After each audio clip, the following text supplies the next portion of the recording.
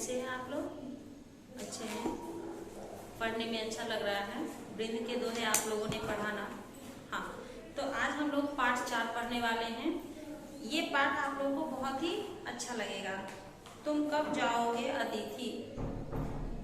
तुम कब जाओगे अतिथि?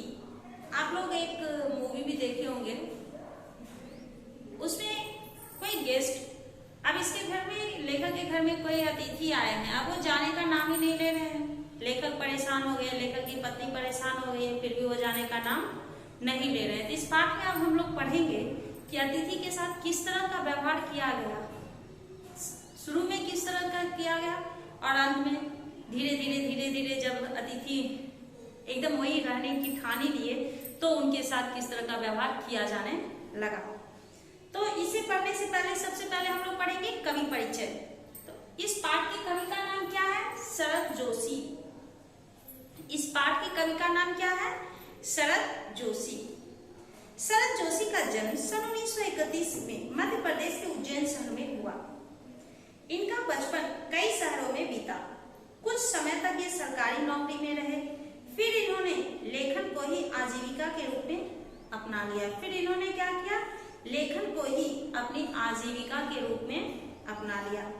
इन्होंने आरंभ में कुछ कहानियां लिखी, शुरू में इन्होंने कुछ कहानियां लिखी, फिर पूरी तरह व्यंग लेखन ही करने लगे। उसके बाद ये जितना भी कहानी को करना, जो भी लिखना शुरू किए तो पूरे व्यंग यानी हंसी मजाक, कॉमेडी जिसे आप लोग बोलते हैं, उस तरह का ये कहानी लिखना शुरू किए।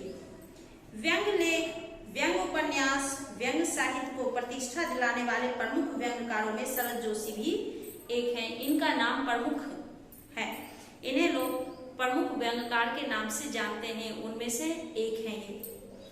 शरद जोशी की प्रमुख व्यंग्य कृतियां हैं परिक्रमा, किसी बहाने, जीप पर सवार इल्लियां, जीप पर सवार इल्लियां, तिलस्म, राह किनारे बैठे, दूसरी सतह, प्रतिदिन। 2 व्यंग नाटक है, पहला है अंधों का हाथी और एक था गधा। ये कॉमेडी नाटक है, इसे अगर आप पढ़ोगे, इसे जानोगे तो बहुत ही अच्छा लगेगा। शरद जोशी की भाषा जो थी अत्यंत ही सरल और सहज थी, कोई भी उसे आसानी से समझ सकता था। मुहावरों और हास परिहास का हल्का स्पर्श देकर इन्होंने अपनी रचनाओं को अधिक रोचक बनाया। मुहावरे, हास परिहास थोड़ा थोड़ा उसमें मिलाकर उस कहानी को बहुत ही रोचक बना दिए। धर्म, अध्यात्म, राजनीति, सामाजिक जीवन, व्यक्तिगत आचरण, कुछ भी शरद जोशी की पैनी नजर से बच नहीं सका है। इन्होंने अपनी व्यंग रचनाओं में समाज में पाई जाने वाली सभी विसंगतियों का बेबाक चित्रण किया है। कहते हैं इन्होंने अपनी व्यंग रचनाओं में समाज में पाई जाने वाली सभी विसंगति, यानी कि बुरी संगति में जो लोग रहते हैं, विसंगति, विसंगति,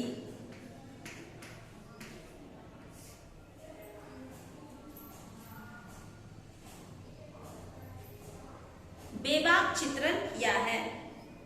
पाठक इस चित्रण को पढ़कर चकित भी होता है और बहुत कुछ सोचने को विवश भी। अब यहाँ आप लोग देख रहे होंगे, इस पेज में दिया हुआ एक चित्र दिया गया है, बना हुआ है चित्र।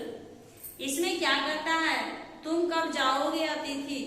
कहता है यहाँ अच्छा लगता है।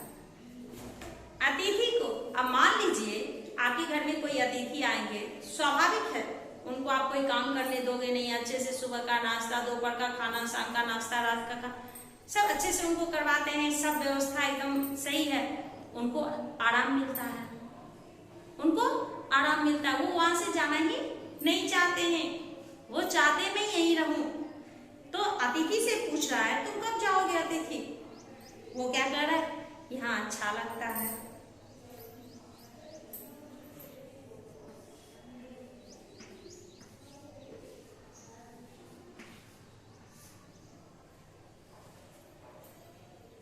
कहते हैं मेहमान जो हमारा होता है वो जान से प्यारा होता है। यहाँ पे लिखा हुआ प्रस्तावना प्रसंग में मेहमान जो हमारा होता है, यानी मेहमान, हमारे घर में जो अतिथि जो आते हैं वो हमें जान से भी प्यारे होते हैं, उन्हें हम लोग अपनी जान से भी बढ़कर प्यार करते हैं।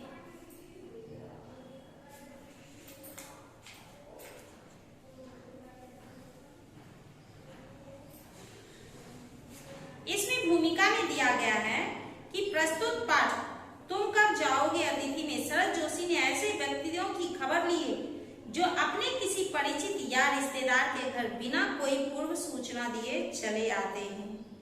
एक तो चले भी आते हैं बिना किसी सूचना के, उसके बाद जाने का नाम ही नहीं लेते। भले ही उनका टिके रहना मेजबान पर कितना ही भारी क्यों ना पड़े, भले ही उनका वहां रहना, उस घर में जो रहने वाले हैं उनके ऊपर कितना भी भारी क्यों ना पड़े, मेजबान उसे कहते हैं, तो उसे कितना भी भारी क्यों ना पड़े, हो सकता है बहुत सारी कठिनाइयां आती है। मान लीजिए पैसे हैं लेकिन उसके पास समय नहीं है, समय है लेकिन पैसे नहीं है, किस तरह से मेहमान का स्वागत करेगा। चलो एक दिन की बात है तो चलो किसी तरह कर लिए, 2 दिन भी बहुत हुआ, क्या तीसरे दिन संभव है? नहीं संभव है। अच्छा अतिथि कौन होता है? वह जो पहले से अपने आने की सूचना देकर आए और 1-2 दिन मेहमानी करके विदा हो जाए, या वह जिसके आगमन के बाद मेजबान वह सब सोचने को विवश हो जाए जो इस पाठ के मेजबान निरंतर सोचते रहे। कहते हैं वैसा अतिथि अच्छा होता है जो पहले सूचना देता है कि मैं कल आऊंगा, कल आए, कल रुके, परसों भी बहुत जबरदस्ती उन्हें रोका गया, रुक गए, उसके बाद 2 दिनों के बाद वो निकल गए, चले गए, वो अच्छे होते हैं। या फिर बिना सूचित किए मेहमान आए और वहां टिके रह गए, परेशान हो गए घर वाले, वैसा मेहमान अच्छा होता है? नहीं, जो सूचना देकर आए और 1 से 2 दिन में चले गए।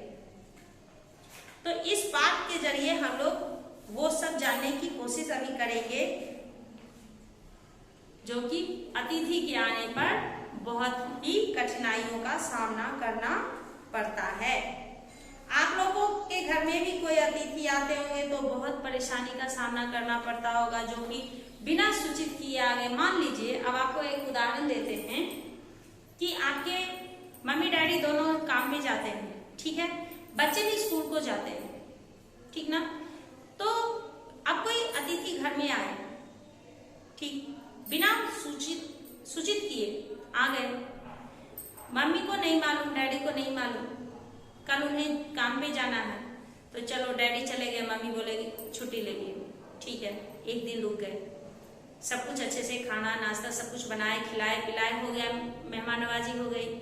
फिर नेक्स्ट डे उनको लगा मम्मी को, अरे कल ये शायद चले जाएंगे, कल भी वो रुक गए, तो कल डैडी को भी छुट्टी लेना पड़ा, इनको कहीं इधर उधर घुमा देंगे, वो भी छुट्टी ले लिए, ठीक है। फिर तीसरे दिन क्या होता है, मम्मी कहते हैं मैं छुट्टी नहीं लूंगी, डैडी कहते हैं मैं भी छुट्टी नहीं लूंगा, और बच्चे भी स्कूल जाने वाले हैं, बच्चे के पास भी टाइम नहीं है कि वो घर में रहेंगे उनको एंटरटेन करने के लिए, वो भी नहीं रहेंगे। तो उस अतिथि को उस स्थिति में वहां रहना चाहिए या चले जाना चाहिए? उस स्थिति में मेहमान को वहां से चले जाना ही ठीक रहता है। जो कामकाजी लोग हैं उनके घरों में कब आप जाइए, पहले से उनको सूचित करके, पहले से उन्हें यह सूचना दीजिए कि मैं आ रहा हूं और मुझे कुछ काम है, मैं 2-3 दिन रुकूंगा, उसके हिसाब से वो लोग भी वहां मैनेज करके रखेंगे, नहीं तो फिर बहुत सारी परेशानियों का सामना करना पड़ता है। आज तुम्हारे आगमन के 4th दिवस पर यह प्रश्न बार बार मन में घूम रहा है, तुम कब जाओगे अतिथि? तुम्हारे आगमन यानी आने का, 4th दिवस यानी चौथा दिन, जब चौथा दिन बीत रहा है, आ गया है, तब उनके मन में बार बार एक ही प्रश्न आ रहा है कि अतिथि तुम कब जाओगे? आगमन,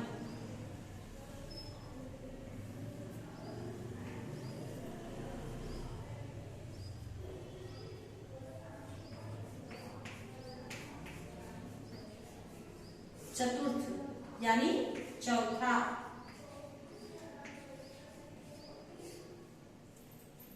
चतुर्थ यानी चौथा, दिवस यानी दिन, दिवस यानी दिन।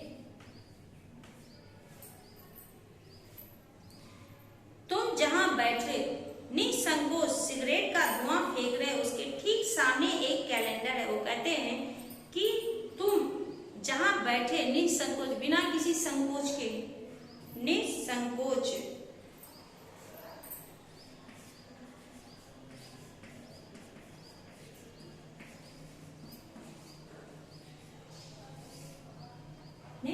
संकोच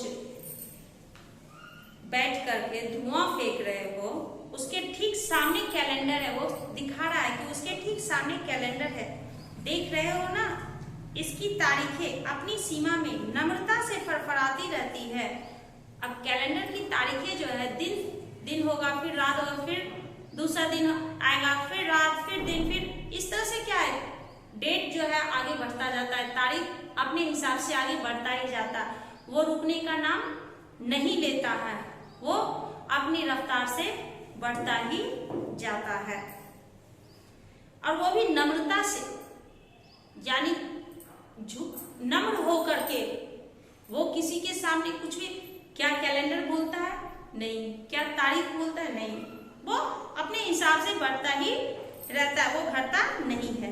विगत 2 दिनों से मैं तुम्हें दिखाकर तारीखें बदल रहा हूँ, विगत 2 दिनों से मैं तुम्हें दिखाकर तारीखें बदल रहा, यानी तुमको दिखाकर, जब तुम बैठते हो उसी समय कैलेंडर में मैं तारीख दिखाता हूँ, उसको पलट दिए, कैलेंडर ऐसे पलट के दिखा रहे कि देखो आज की तारीख क्या है, फिर भी तुम्हारी समझ में नहीं आ रहा है, फिर भी ये बात तुम्हारी समझ में नहीं आ रहा है कि हमें यहाँ से चले जाना चाहिए, यहाँ नहीं रहना चाहिए। नम्रता, नम्रता, ठीक है। फड़फड़ाती, फड़फड़ाती,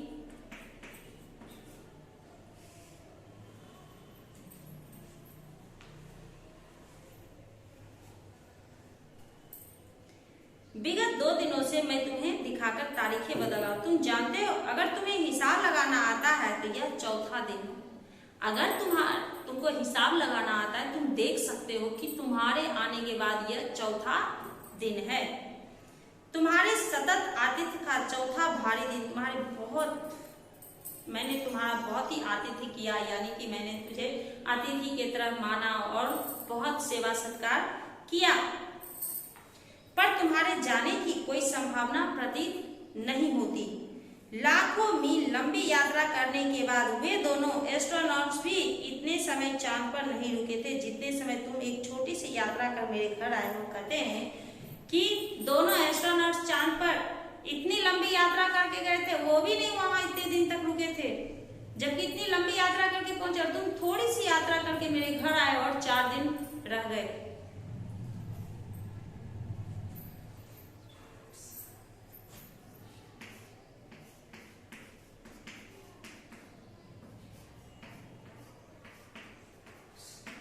एस्ट्रोनॉट्स,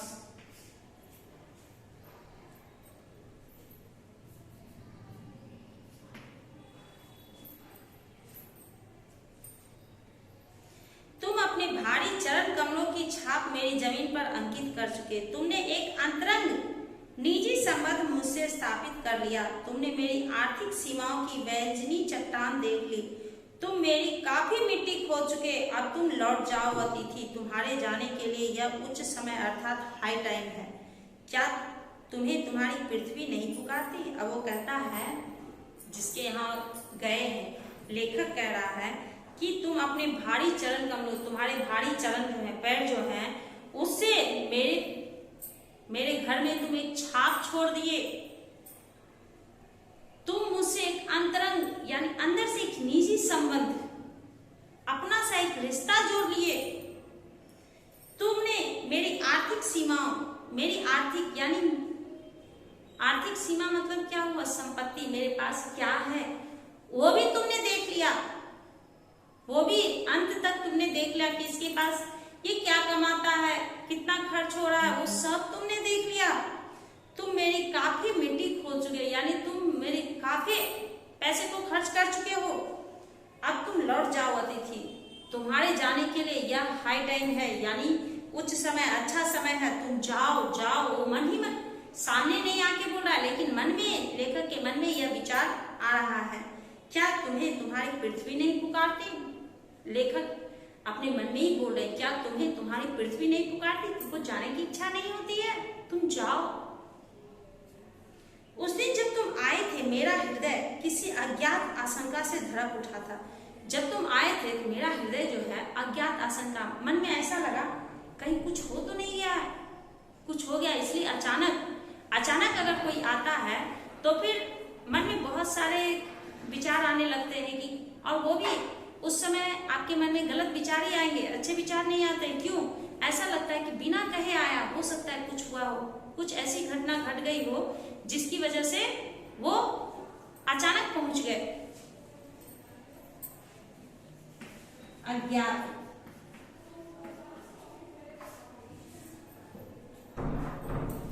अंदर ही अंदर कहीं मेरा बटुआ कांप गया। अंदर ही अंदर वो कहते हैं कि लगा जैसे मेरा बटुआ कांप गया हो, क्या पता नहीं क्या होगा, मेरे पैसे खर्च होंगे। बटुआ यानी पॉकेट, पर्स। उसके बावजूद एक स्नेह भीगी मुस्कुराहट के साथ मैं तुमसे गले मिला था और मेरी पत्नी ने तुम्हें सादर नमस्ते किया था। उसके बावजूद भी मैं तुमसे प्यार से तुम्हारे गले से मिला था। मेरी पत्नी भी अच्छे से झुककर नमस्कार की। तुम्हारे सम्मान में ओ अतिथि, हमने रात के भोजन को एकाएक उच्च मध्यम वर्ग के डिनर में बदल दिया। तुम्हारे सम्मान में मैंने रात के भोजन को एकाएक उच्च मध्यम वर्ग के डिनर में बदल दिया। मान लीजिए रात के खाने के बारे में भी सोच ही रहे हैं, ठीक है, कि चलो सब्जी रोटी बना लेते हैं, ठीक। अचानक उसी समय कोई अतिथि आ गया, तब मम्मी कहेगी अरे अब क्या करें, चलो भाई अच्छे से सब्जी बना लेंगे, वही रोटी की जगह पे कचौड़ी बना लेते हैं, चलो खीर बना लेते हैं, कुछ और कुछ मीठा, कुछ ऐसे ही करके सोचते हैं। और उसको मध्यम वर्ग, अब जिस तरह से मध्यम वर्गीय परिवार में होता है उस तरह से उन्होंने उस रात के खाने को एक मध्यम वर्गीय डिनर के रूप में तब्दील कर दिया, बदल दिया। तुम्हें स्मरण होगा कि 2 सब्जी और रायते के अलावा हमने मीठा भी बनाया था। 2 सब्जी बनाए, एक रायता बनाया और उसके बाद एक मीठा भी बनवाया। स्मरण यानी याद, स्मरण यानी याद।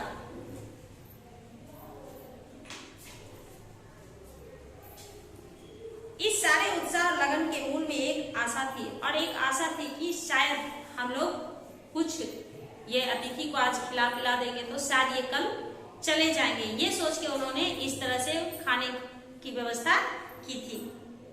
आशा थी कि दूसरे दिन किसी रेल से एक शानदार मेहमान नवाजी की छाप अपने हृदय में ले तुम चले जाओगे। आशा था कि कल आप चले जाइएगा यहाँ से, हम तुमसे रुकने के लिए आग्रह करेंगे मगर तुम नहीं मानोगे और एक अच्छे अतिथि की तरह चले जाओगे। आपके यहाँ अगर कोई आता है, आपको अगर वो पसंद होते हैं तो आप उन्हें रुकने के लिए बहुत ही आग्रह करते, नहीं आप रुक जाइए, एक दिन और रुक जाइए, इस तरह से आग्रह करेंगे और आप नहीं रुकिएगा और आप चले जाइएगा। दूसरे दिन भी तुम अपनी अतिथि सुलभ मुस्कान लिए घर में ही बने रहे। हमने अपनी पीड़ा पी ली और प्रसन्न बने रहे। उन्हें लगा कि वो चले जाएंगे दूसरे दिन, लेकिन वो नहीं गए। बोले मुझे दर्द हुआ, पीड़ा हुआ, लेकिन उस पीड़ा को सह लिए, जाने दो क्या होगा, रुक गए तो उनको खाना पीना तो खिलाना ही पड़ेगा। स्वागत सत्कार के जिस उच्च बिंदु पर हम तुम्हें ले जा चुके थे वहां से नीचे उतर हमने फिर दोपहर के भोजन को लंच की गरिमा प्रदान की और रात्रि को तुम्हें सिनेमा दिखाया। हमारे सत्कार का यह आखिरी छोर है जिससे आगे हम किसी के लिए नहीं बढ़े। उसके तुरंत बाद भावभीनी विदाई का वह भीगा हुआ क्षण आ जाना चाहिए था जब तुम विदा होते और हम तुम्हें स्टेशन तक छोड़ने जाते, पर तुमने ऐसा नहीं किया। वो सोच रहे थे कि हो सकता है चलो आज रुक गए फिर कल चले जाएंगे। वो चाह रहे थे कि वो कब मुझे बोले कि चलो मुझे स्टेशन तक छोड़ के आओ, लेकिन वो अतिथि जाने के लिए तैयार नहीं थे।